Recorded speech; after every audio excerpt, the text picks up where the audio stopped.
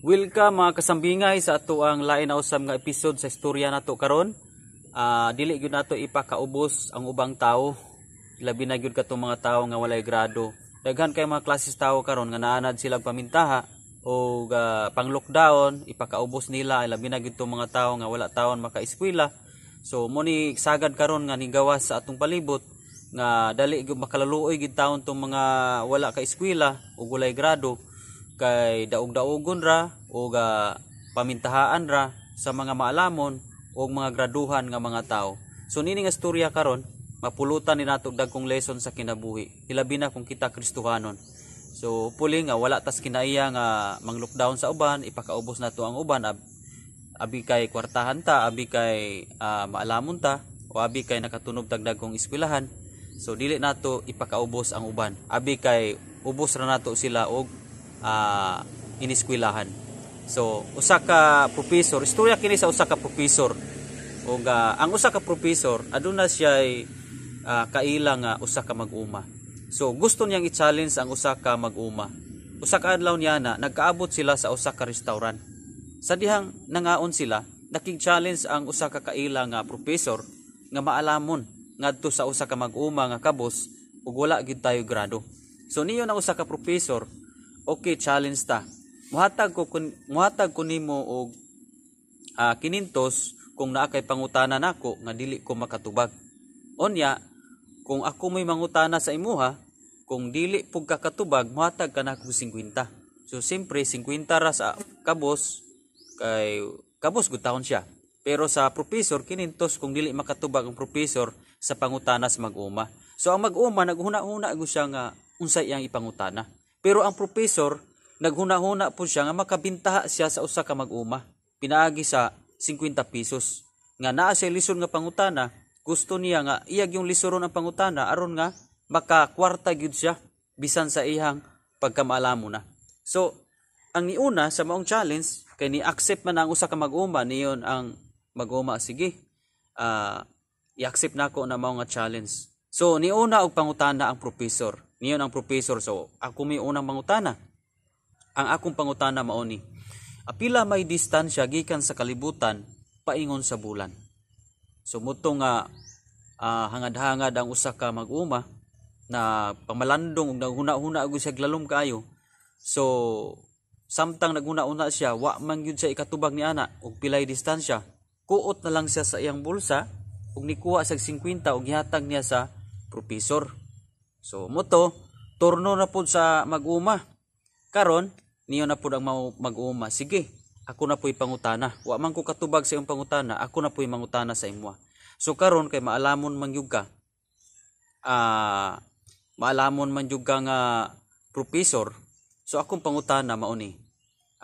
Unsa man klasihas hayop nga musaka og bukid o musaka og buntod, tulo ang iyang tiil. Unya inig kanaog niya gikan sa bukid o sa buntod, muupat ang iyang tiil. So, grabe kayo nga pangutana. Kini na malandong gyud ang professor, professor nga sa iyang huna-huna nga. Grabe unsa man ning pangutana ha?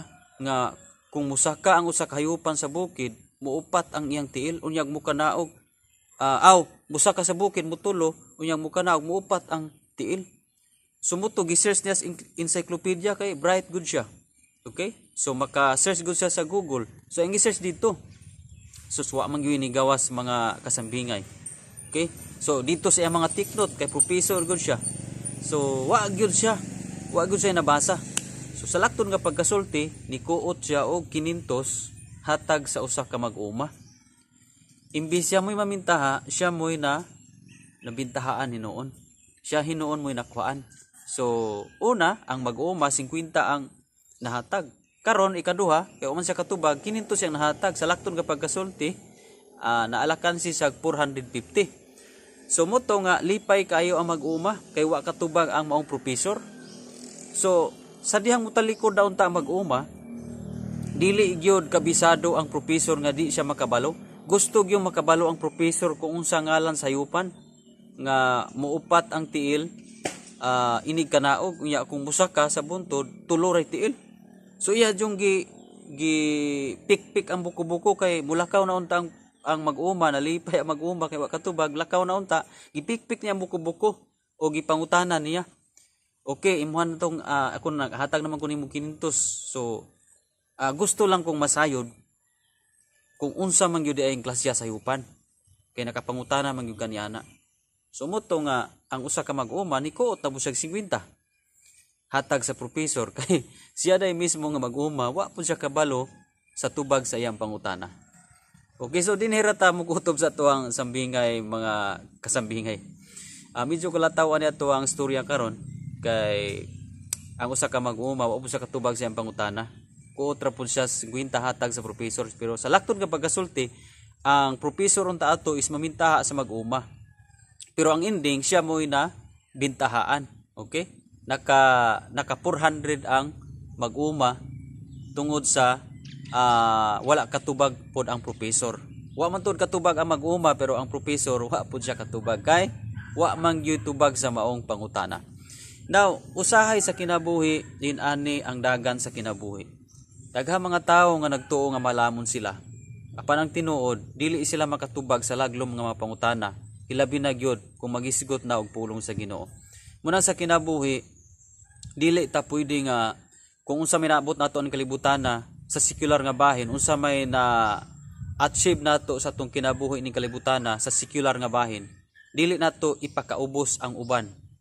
Kay wa ta kabalo, basin adunay mga tawo nga wala tuoy grado pero naa sila sa pag-alagad sa Ginoo.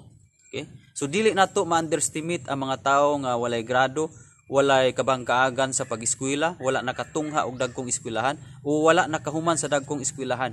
So dili nato sila ikakumpara kung kita nakahuman tag dagkong eskwelahan, maalamon ta bright ta. Kay ang bright ug maalamon sa Biblia mao tong mga tawo nga nagserbisyo, nag-alagad sa Ginoo. Mao tong mga tawo nga nakakabig og daghang kalag sa tiilan sa Ginoo. So mag-unsa man ang kadaghan natong sapi, kadaghan natong kwarta o kadako sa atong rangko, sa atong posisyon, kay nakatunog tagdag kong eskwelahan ni kalibutana, pero wala po tay pag-alagad sa Ginoo, wala po tay pagserbisyo sa Ginoo, wala po bisag usa ka bukalag nga nadala nato sa tiilan sa Ginoo. Diba? So wala man gihapon na kay iyon man ang Biblia nga bisan pag maangkon nimo ang tibuok kalibutan kung kawad-an ka sa kinabuhi wala kini kapuslanan, di ba? Importante gyud ang kinabuhi nga gidawat nato sa Ginoong Hesukristo ug nangalagad kita sa Ginoo. Kay dili makawang ang atoang pagserbisyo, dili makawang ang atong pag-alagad sa Ginoo. Bisan pag wala tay grado ni kalibutan na ug kabus kayo ta wala tay kabanggagan sa dagkong eskwelahan, no? Kabus ta ning kalibutan na. Pero sa tubangan sa Ginoo, kita mo'y dato o kita mo'y malamon kung kita nakadawat ti Kristo o nag-alagad ta sa Ginoo. Kaya ang tinuod nga maalamon sa Biblia, motong tao nga adunay Ginoo, adunay Kristo nga naghari sa iyang kinabuhi. Kaya bisa mag-unsa pa man kadaghan tagsapi o kadagko o posisyon ining kalibutana, kung walay Ginoo nga naghari sa tua, walay kapuslanan ang tanan nga naangko nato. Pwede ra nang mahanaw ang tanan. Munang dili gyud ta pwedeng mamintaha sa uban. Dili nato ipakaubos ang uban abi kay kita adunahan og maalamon, nakatungha og dagkong eskwelahan.